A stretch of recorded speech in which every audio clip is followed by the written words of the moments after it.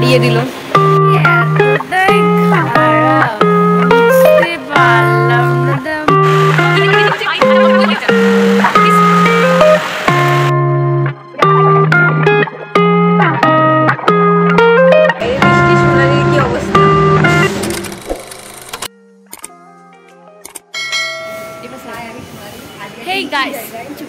Hey guys, welcome back to my channel and welcome back to my another mini vlog. So চলো আজকের ব্লগটা তাহলে এখান থেকে শুরু করা যাক।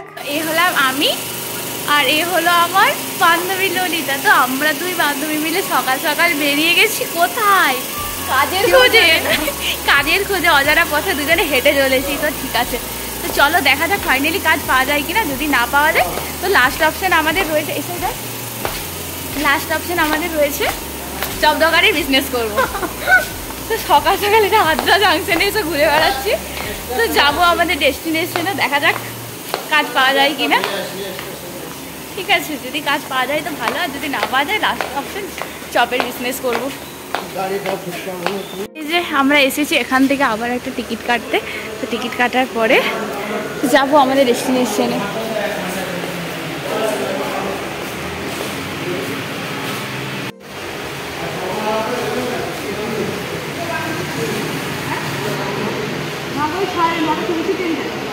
দেখে টিকিট দিল না, জানো তো, তাড়িয়ে দিল।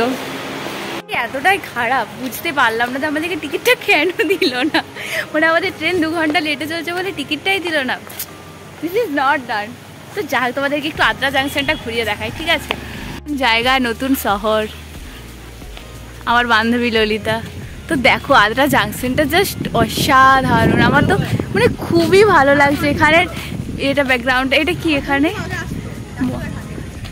আচ্ছা, খুব সুন্দর জায়গাটা, এক কথায় খুবই সুন্দর।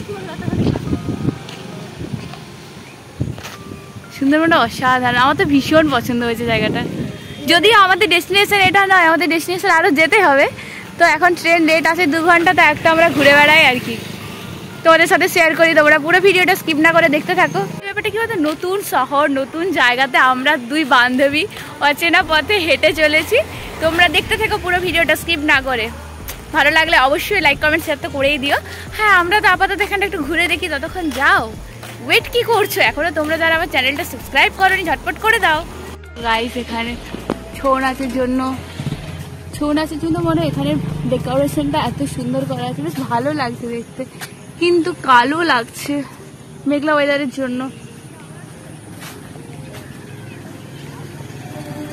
বাবা আরে বাবা, এখানে তো আবার সেলফি পয়েন্টও রয়েছে, কিন্তু হঠাৎ করে বৃষ্টি চলে আসার কারণে আমাদের কিছু হবে না। আর এই বাসায় খুব সুন্দর জায়গাটা, আমার খুব ভালো লাগছে দেখতে। আর এইদিকে দেখো হালকা হালকা তো বৃষ্টি পড়ছে। আমরা তো ভেবেছিলাম মানে হালকার উপর দিয়ে চলেই যাবে, কিন্তু দেখি না, এ তো হালকাতে থামছেই না। কি পরিমাণে বৃষ্টি হচ্ছে ভাই, আজকে আমরা পৌঁছাতে পারবো বলে তো মনেই হচ্ছে না।